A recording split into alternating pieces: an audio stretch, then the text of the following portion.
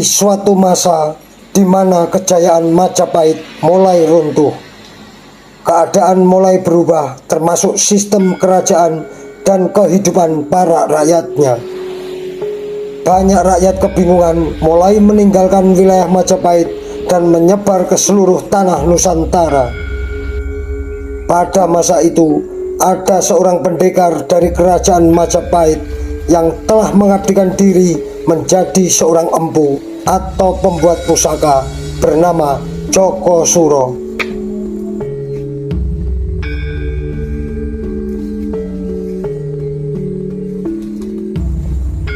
Karena banyaknya pergolakan di wilayah Majapahit dan kesejahteraan rakyat pun mulai menyusut, Empu Joko Suro pun mulai merantau meninggalkan Majapahit dan pindah memasuki wilayah Kerajaan Demak.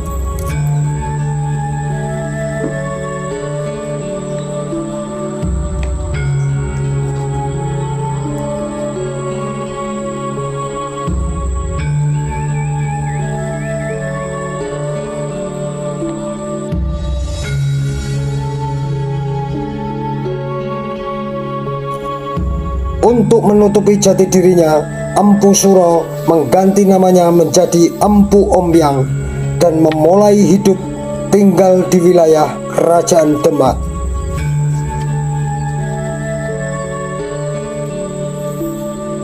Kerajaan Demak yang berada di pesisir pantai utara Pulau Jawa dan dipimpin oleh Raden Patah adalah suatu wilayah yang sangat strategis dan maju pesat, baik di bidang ekonomi, perdagangan, maupun budaya. Berjalannya waktu, sang raja mendengar hasil karya dari Empu Ombyang yang luar biasa dalam menciptakan sebuah pusaka, yaitu keris. Lalu sang raja mengutus Empu Ombyang untuk membuat sebilah keris yang akan dijadikan sebuah pusaka sebagai simbol kekuasaan Kerajaan Demak. Akan tetapi, para empu lainnya yang berada di dalam Kerajaan Demak merasa tersaingi dan bersatu untuk mempengaruhi keputusan sang raja atas karya dari Empu Ombyang. Dan pada akhirnya, sang raja pun mengusir Empu Ombyang dari wilayah Kerajaan Demak karena dianggap sebagai penghinaan atas kekuasaan Kerajaan Demak. Setelah para empu berhasil mempengaruhi sang raja dan menilai bahwa karya Empu Ombyang tidak bagus dan tidak pantas dijadikan sebagai simbol kerajaan, dengan perasaan duka dan kecewa, Empu Ombyang pun pergi meninggalkan wilayah Kerajaan Demak. Di sepanjang perjalanan, tibalah Empu Ombyang masuk dan menyusuri hutan lebat yang disebut sebagai Wonosari. Di dalam hutan tersebut, Empu Ombyang menemukan ada sebuah sendang yang airnya sangat jernih sekali. Dan menurut penduduk di sekitar, air sendang tersebut dipercaya memiliki tuah dan dikenal sebagai Sendang Panguripan. Lalu ia pun memutuskan untuk singgah dan tinggal di area sendang tersebut. Beberapa saat kemudian, Empu Ombyang melihat ada seekor katak yang mati di pinggir sendang tersebut. Dan ia pun langsung mengambil dan melempar katak mati itu ke dalam air sendang. Betapa kagetnya Empu Ombyang ketika melihat katak yang mati itu hidup kembali dan berenang di dalam air sendang tersebut. Setelah Empu Ombyang melihat dan meyakini bahwa air sendang Panguripan tersebut memiliki tuah dan energi yang luar biasa, Empu Ombyang ingin sekali membuat sebuah pusaka yang sangat ampuh berupa sebilah keris sakti. Empu Ombyang pun segera menyiapkan peralatan dan membuat perapian. Ia pun mulai menempa sebilah besi yang akan dijadikan sebilah keris dan mencelupkannya ke air sendang panguripan sebagai pendinginnya. Perjuangan yang tidak mudah bagi Empu Ombyang, karena selama proses penempaan keris tersebut ia selalu diganggu oleh roh halus atau hantu yang berayun-ayun di atas pohon besar tepat di pinggir sendang panguripan, di mana Empu Ombyang itu menempa pusaka keris. Untuk mewujudkan impiannya menciptakan sebuah pusaka ampuh, yaitu keris sakti, Empu Ombyang terus mengucapkan rangkaian doa dan berpuasa selama proses penempaan. Setelah melalui proses panjang, Empu Ombyang pun berhasil menciptakan sebilah pusaka keris. Energi pusaka keris yang luar biasa berkilau memancarkan cahaya terang di seluruh area sendang sampai ke atas langit angkasa.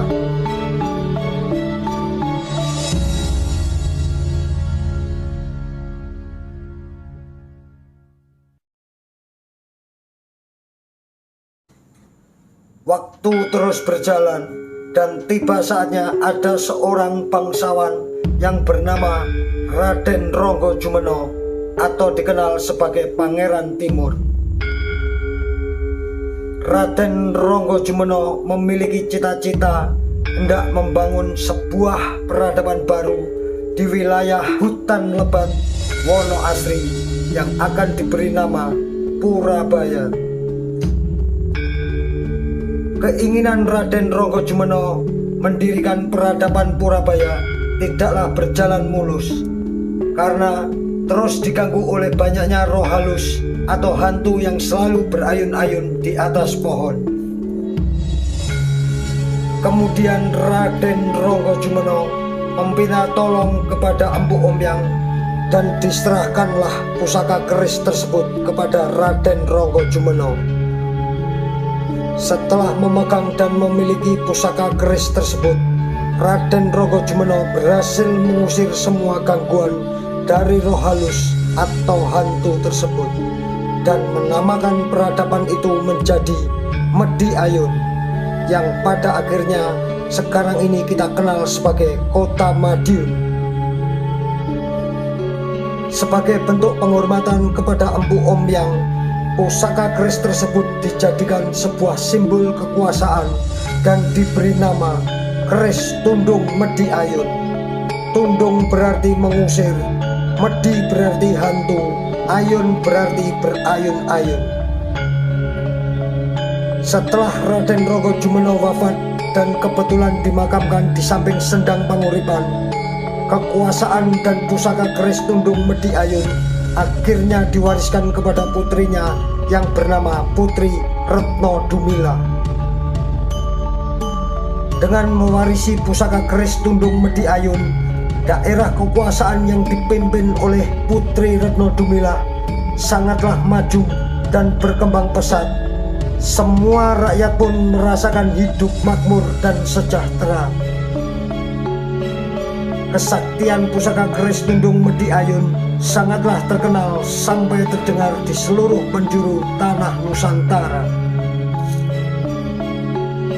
Bahkan seringkali pasukan perang dari kerajaan Mataram yang dipimpin oleh Panembahan Senopati telah gagal untuk merebut dan menaklukkan daerah kekuasaan Putri Retno Dumila. Dan pada akhir dari cerita sejarah ini, keberadaan pusaka keris Tundung Medi Ayun dan makam sang pendekar pusaka yaitu Empu Ombyang masih menjadi sebuah misteri yang sangat panjang sampai sekarang ini.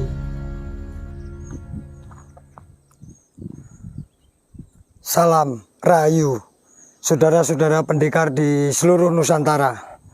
Seperti inilah kondisi tempat bersejarah yaitu Sendang Panguripan Tundung Mediun.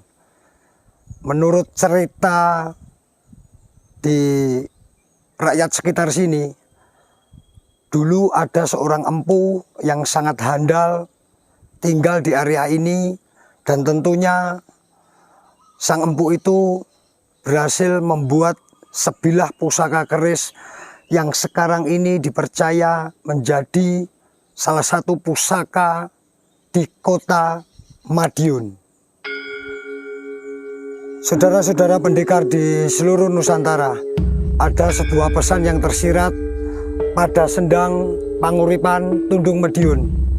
Semua insan manusia memiliki energi yang murni dari dalam diri.